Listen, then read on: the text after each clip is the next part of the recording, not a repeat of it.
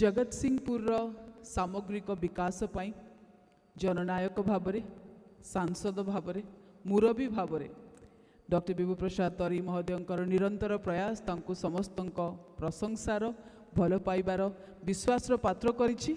हार्दिक शुभेच्छा अभिनंदन जणी अनुरोध करी सभा को संबोधित करेंगे माननीय सांसद महोदय।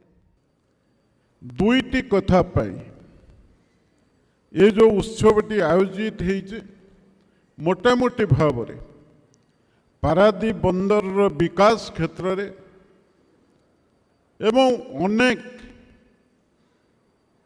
प्रकल्प गुड़िकर उद्घाटन कार्यक्रम आज आमर मंत्री महोदय कर कमल रे उद्घाटित होइछे एवं सेथिरे स्पोर्ट्स हॉस्टेल उद्घाटित होइछे एवं पाइपलाइन जरिया गैस किभली कर्मचारी घरे पहुँचब पारादीप बंदर ये उद्घाटित होइछे।